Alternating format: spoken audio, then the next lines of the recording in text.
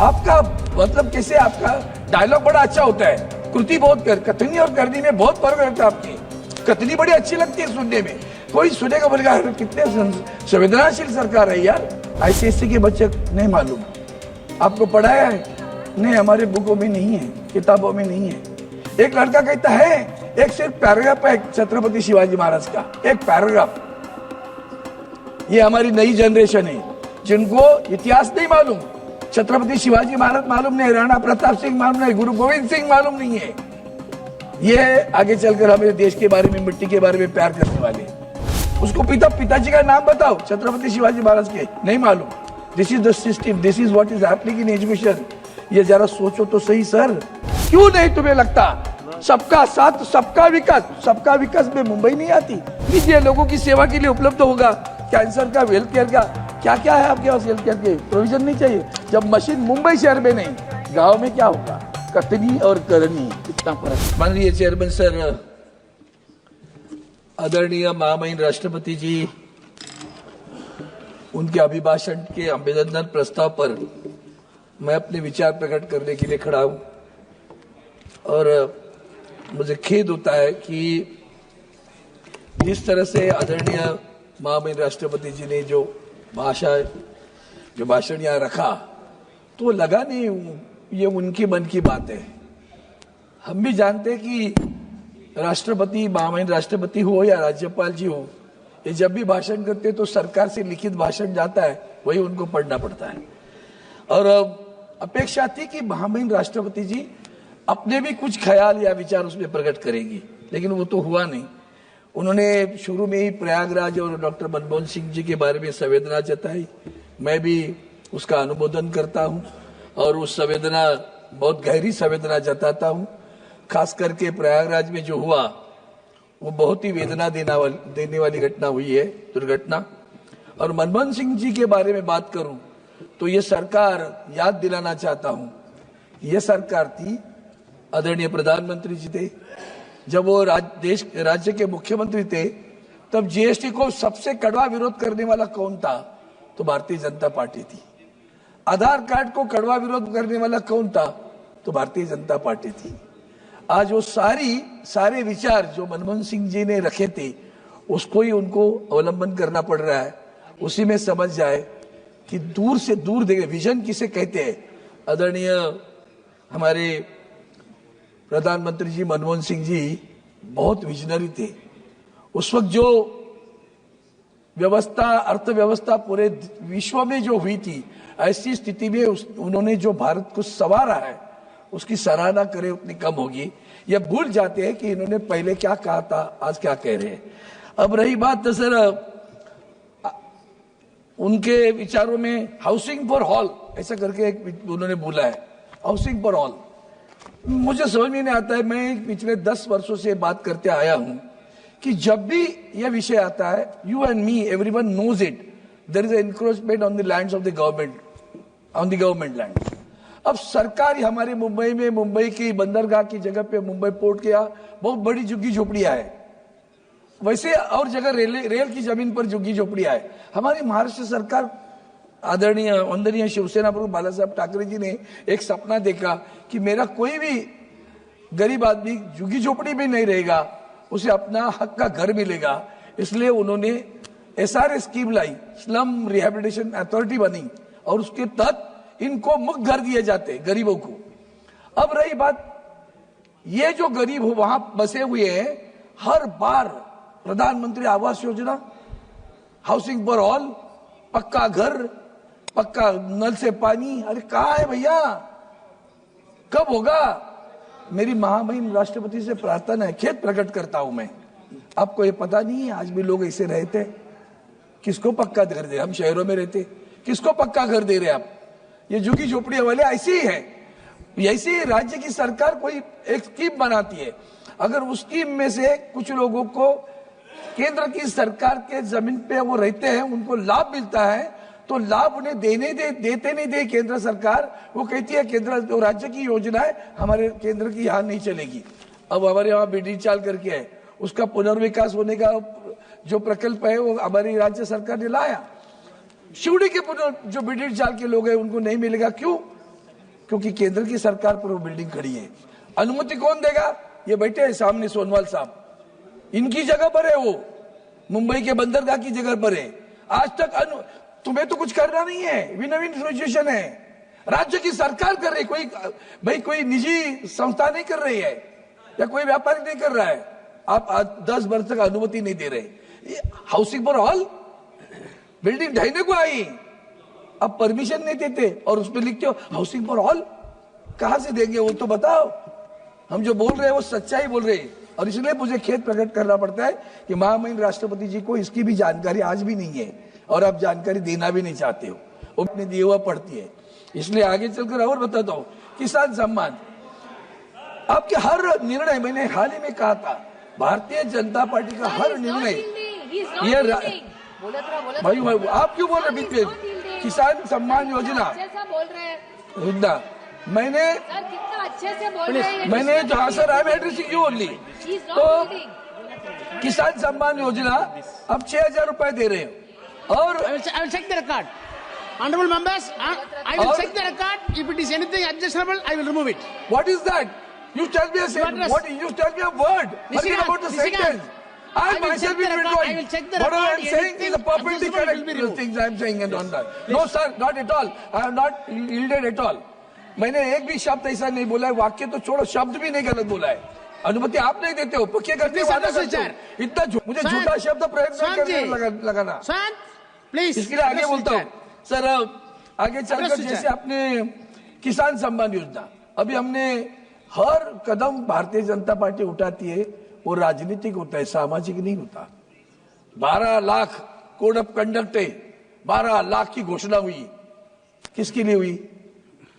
12 लाख की घोषणा हुई ना, तो किसानों को 6,000 या 12 लाख तक इनकम टैक्स फ्री करने वाले हम लोग। किसानों को बढ़ाओ भैया, वो ज्यादा अच्छा होता। स्वच्छ भारत, और हमने अपने अभी फोकस ऑन एजुकेशन, काय का फोकस है? आप क्या करते हो? आज भी सर इस देश में आप भी जानते हैं, हम भी जानते हैं, यहाँ बैठे हमारी बहन भी जानती है, ऐसे गांव हैं कि जहां एक टीचर है, एक शिक्षक है, कोई टीचर भी नहीं है।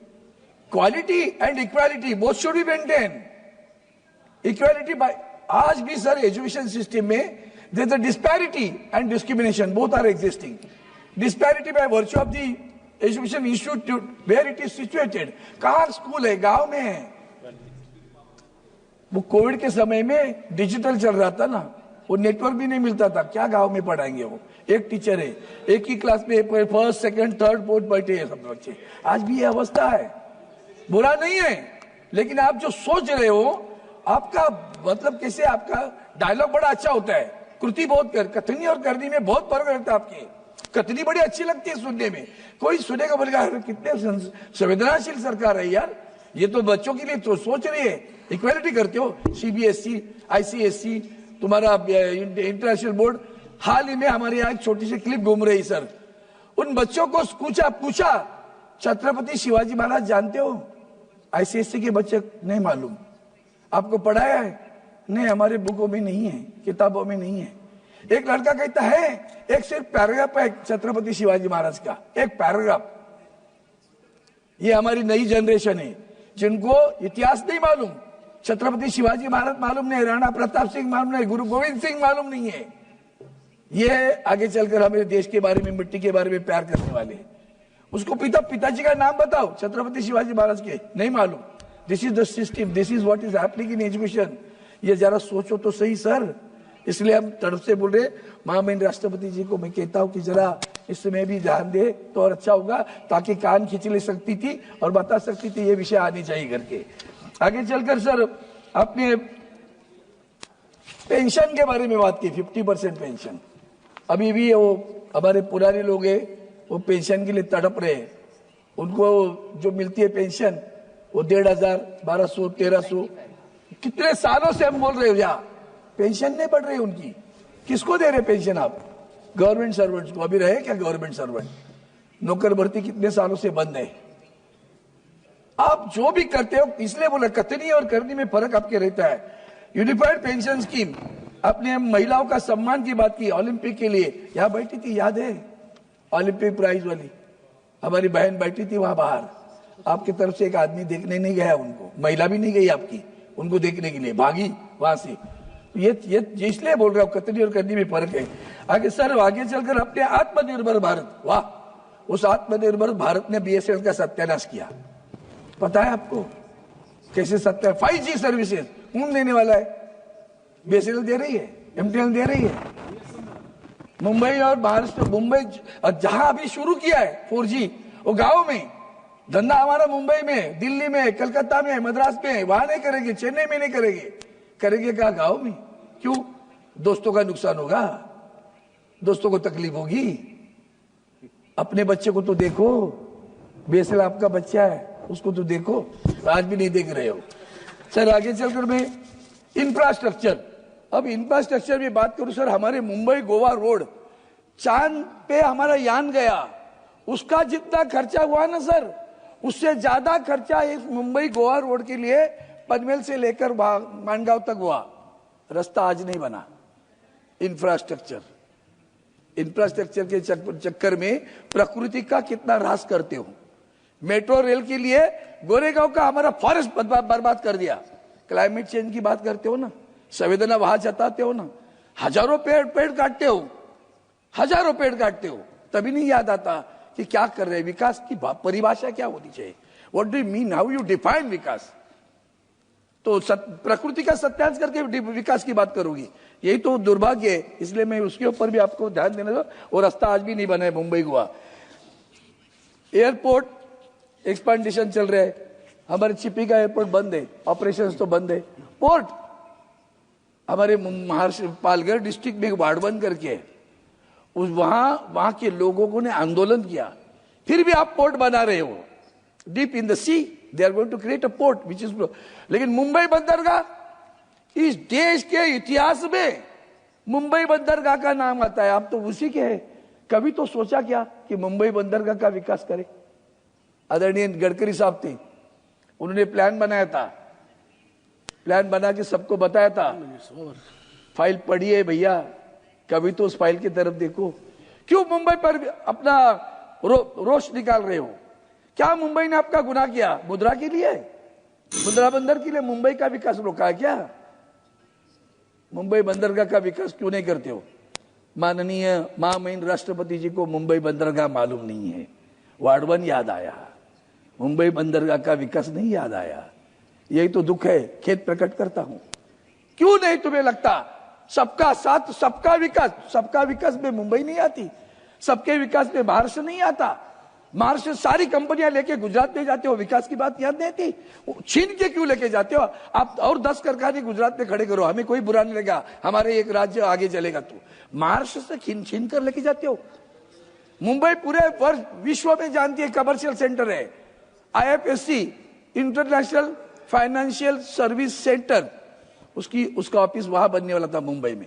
गुजरात गिफ्ट सिटी को गिफ्ट दे दिया आपने, सारे कारखाने वहां लेके गए आप। ये विकास समान विकास है, सबका साथ है, सबका विकास है, क्यों कर रहे हैं आप? और ये आपको पता नहीं, ऐसे मत समझो। मुंबई बंदरगाह का विकास, अफोर्डेबल हेल्थ केयर, चलिए मुंबई के हमारे डॉक्टर साहब आज में बैठे, हमारी मुंबई में महानगर पालिका का बड़े हॉस्पिटल है, वो जीएस मेडिकल कॉलेज में एडमिशन के लिए बच्चे तड़पते हैं। आज ऐसी हालत है, दवा नहीं दे सकते, मुफ्त दवा बंद है, दवा नहीं मिल रही है। जेजे हॉस्पिटल में दवा नहीं मिल रही है, हमारा MRI बंद है, सिटी स्कैन बंद है शहर में Mumbai. Please conclude sir, please within 2 minutes I'll conclude. Please conclude. वो एक कैंसर के बारे You already exceeded. I do understand sir. I'll take care of it. Please conclude within a होता minute. क्या है, I'll conclude it. होता बहुत सारे विषय रहते मन में। Please. मुंबई शहर में, या मुंबई शहर में हालत है सर। अब मेरी बात ऐसी है कि मुंबई में शहर में महात्मा गांधी हॉस्पिटल है, किसी ट्रस्ट का है।